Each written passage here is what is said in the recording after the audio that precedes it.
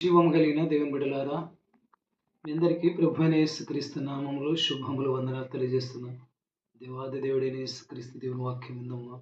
భూమిని ఆకాశాన్ని సమస్తము కలగజేసిన క్రీస్తు బోధనమ్మ దేవుని బిడ్డలారా, పరిశుద్ధ గ్రంథం నుండి బైబిల్ గ్రంథం నుండి సృష్టికర్త అయిన దేవుని వాక్యం. 2 రాజుల గ్రంథం 4వ అధ్యాయం 9వ వచనం. పరిశుద్ధ గ్రంథం నుండి బైబిల్ గ్రంథం నుండి ప్రపంచానికి సృష్టికర్త అయిన దేవుడిచ్చిన వాక్యం. 2 రాజుల గ్రంథం 4వ అధ్యాయం 9వ వచనం.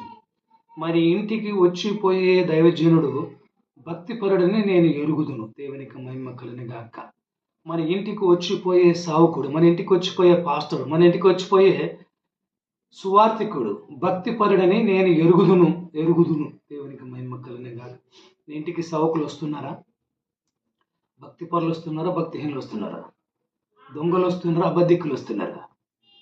ప్రభువైన యేసుక్రీస్తు పరిశుద్ధమైన దేవుడు, ప్రభువైన యేసుక్రీస్తు నీతిమంతుడైన దేవుడు, ప్రభువైన యేసుక్రీస్తు సత్యవంతుడైన దేవుడు, ప్రభువైన యేసుక్రీస్తు దేవుని సౌకుడు కూడా పరిశుద్ధంగా ఉండాలి, నీతిగా ఉండాలి, నిజాయితీగా ఉండాలి, సత్యవంతుడై ఉండాలి, యథార్థవంతుడై ఉండాలి.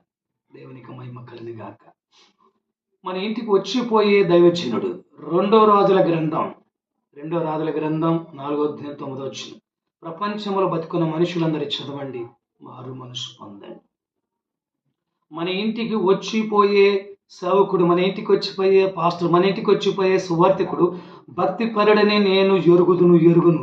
సహోదరి సహోదరులారా, నీ ఇంటికి వచ్చే సేవకుడు, నేను దీవించే సేవకుడు, నీకు కార్యక్రమాలు చేసే సేవకుడు, నీకు పెళ్లిళ్ళు చేసే సేవకుడు, నీకు పుట్టినరోజు చేసే సేవకుడు, సచ్చినరోజు చేసే సేవకుడు, నీ ఇంలోపనికి చేసే సేవకుడు భక్తిపరుడా భక్తిహీనుడా?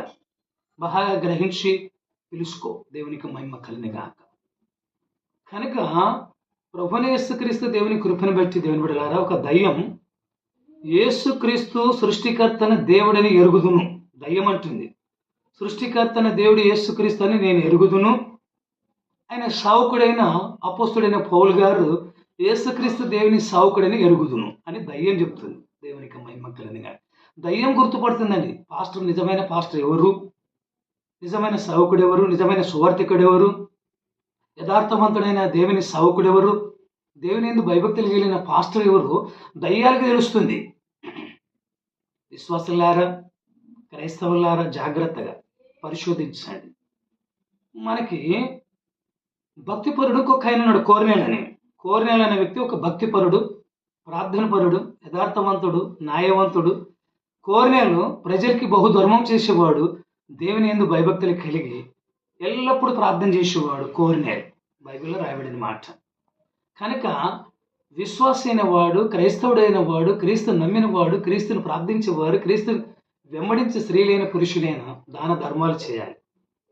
కనుక జీవితము, నడక, ప్రవర్తన తెలియచేయాలి. ఫస్ట్ ప్రభువైన యేసుక్రీస్తుకి దేవుని సావుకుడిగా, సువార్థికుడిగా, క్రైస్తవుడిగా, విశ్వాసిగా జీవించాలి.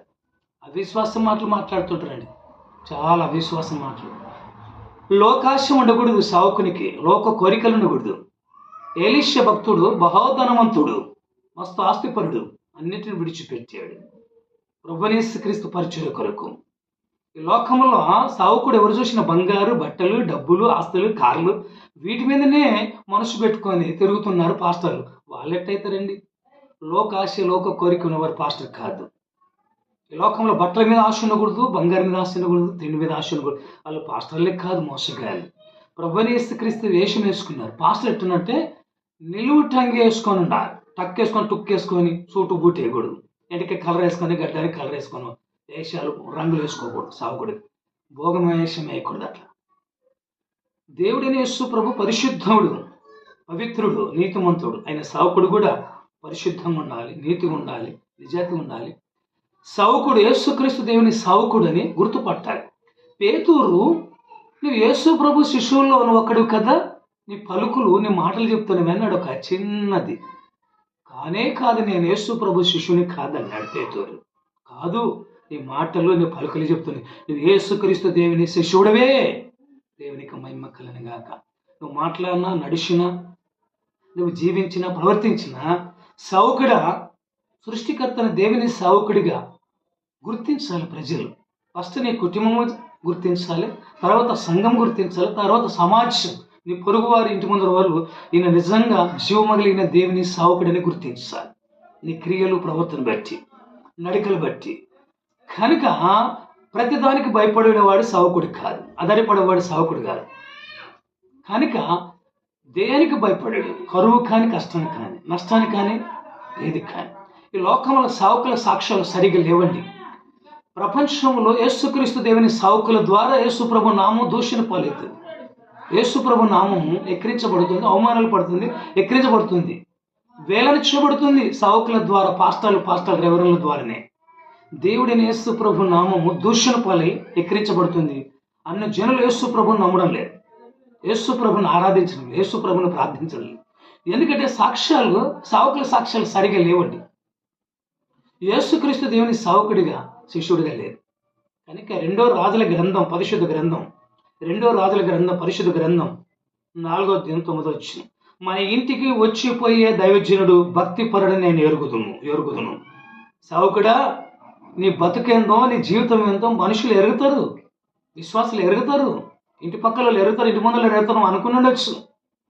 కనుక నీ సాక్ష్యం ఏంటో, నీ ప్రవర్తన ఏంటో, నీ క్రియలు ఎంతో అందరు కూడా ఎరిగి గుర్తుపడతారు. నువ్వు భక్తిహీనుడవా, భక్తి పరుడవా, నీతిమంతుడవా, అవినీతిమంతుడవా, అన్యాయస్తుడవా, పరిశుద్ధుడవా, పవిత్రుడవా, దొంగవా, లంగవా అని నీ ఇంటి ముందర సమాజము, మనుషులు కూడా గుర్తు ఎరుగుతారు. కనుక 2వ రాజుల గ్రంథం 4వ అధ్యాయం 9వ వచనం, మన ఇంటికి వచ్చిపోయే సేవకుడు, మన ఇంటికి వచ్చిపోయే పాస్టర్, మన ఇంటికి వచ్చిపోయే సువార్థికుడు, మన ఇంటికి వచ్చిపోయే దైవజనుడు భక్తి పరుడని నేను ఎరుగుతారు. ప్రతి ఒక్కరు ఎరుగుతారు. నీ మాటలు బట్టి, చూపును బట్టి, నడకను బట్టి, ప్రవర్తన బట్టి, నీవు జీవించే జీవితాన్ని బట్టి ఎరుగుతారు, గుర్తుపడతారు. దేవునికి మహిమ కలిగిన కానీ. యేసుక్రీస్తు దేవుడు 2వ రాకడ త్వరగా రానే అంటున్నాడు.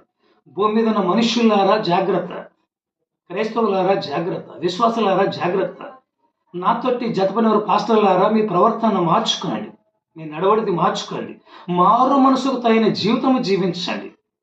మారు మనసు పైన జీవితం, మారు మనసు పొందితే బట్టల మీద ఆశ ఉండదు, డబ్బుల మీద ఆశ ఉండదు, కార్ల మీద, బంగ్ల మీద, ఆస్తుల మీద అస్సలు ఆశ ఉండదు. ఎలీషా భక్తుడు మొత్తం విడిచిపెట్టాడు, లోకాశంతా విడిచిపెట్టాడు, ఆస్తుపాస్తులు అంతా విడిచిపెట్టి, పాపాన్ని విడిచిపెట్టాడు, లోక కోరికలన్నీ విడిచిపెట్టి 2 ఆత్మ పరిశుద్ధాత్మక శక్తిని సంపాదించాడు. ఎలీషా ప్రవక్త గారు 2 వరము కలిగిన ఆత్మని, పరిశుద్ధాత్మక శక్తిని సంపాదించాడు. అది సేవకునికి ఉండాల్సింది. పరిశుద్ధాత్మక శక్తి కలిగి ఉండాలి. సేవకుడు, పాస్టర్, సువార్థికుడు, దేవుని దాసుడు ఎట్టుందంటే పరిశుద్ధాత్మక శక్తిని కలిగి ఉండాలి. పాపం ఉండకూడదు, నేరాలు ఉండకూడదు, కేసులు ఉండకూడదు, ఏవి కూడా సేవకుని మీద ఉండకూడదు. ఉంటే వాడు సేవకుడు కాదు. ఇక్కడ ప్రజలు మోసం చేస్తున్నట్టు సృష్టికర్తగా దేవుని మోసం చేస్తాడు. యేసుక్రీస్తు దేవుడు చూచుచున్న దేవుడు, హృదయ రాశి మెరిగిన దేవుడు, అంతరంగ మెరిగిన దేవుడు. కనుక పాపాలు ఒప్పుకొని, తప్పులు ఒప్పుకొని, మారు మనస్సు పొంది క్రీస్తుకి సాక్షిగా బ్రతకండి, క్రీస్తు సేవకుడిగా బ్రతకండి, క్రీస్తు సువార్థికుడిగా బ్రతకండి, క్రీస్తు దాసుడిగా బ్రతకండి. యేసుక్రీస్తు ప్రకటించి వాడెట్టుండాలంటే పరిశుద్ధంగా ఉండాలి, సేవకుడు నీతిగా ఉండాలి, నిజాయితీగా ఉండాలి. యేసుక్రీస్తు దేవుడు పరిశుద్ధులకే పరిశుద్ధుడు, అతి పరిశుద్ధమైన దేవుడు యేసుక్రీస్తు దేవుడు. కోట్ల దూతలతో పొగడబడే దేవుడు, పరిశుద్ధుడు, నీతిమంతుడు, సత్యవంతుడు, నిజాతివంతుడు. ఎవరు ఈ సృష్టిలో అంటే యేసుక్రీస్తు దేవుడు ఒక్కడే. మరి ఆయన నమ్ముకుని నీవు, ఆరాధిస్తేనే నీవు, ప్రార్థిస్తేనే నీవు, నీ సాక్ష్యం ఎట్టింది, నా సాక్ష్యం ఎట్టింది, ఏమైనా ఉందా ఆలోచన? సమాజం గుర్తుపడుతుంది, జాగ్రత్త. సోదరి సోదరుడా, సేవకుడా, సువార్థికుడా, సంఘ కాపర్లమని, రెవరెన్లమని, బిషపులని గర్వపడి వెర్రబెగుతున్నాయేమో.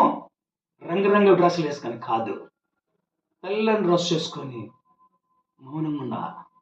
సేవకుడు ఏడ కూర్చున్నా, అడవిలో కూర్చున్నా, నువ్వు హోటల్లో కూర్చున్నా, బయట కూర్చున్నా, ట్రైన్లు కూర్చున్నా, విమానంలో కూర్చున్నా, ఎక్కడ కూర్చున్నా, ఈయన సృష్టికర్తన దేవుని సేవకుడు, దైవజనుడు అని గుర్తుపట్టాలి ప్రజలు. నేను రెవరెండ్ పాస్టర్ నువ్వు చెప్పుకుంటే కాదు.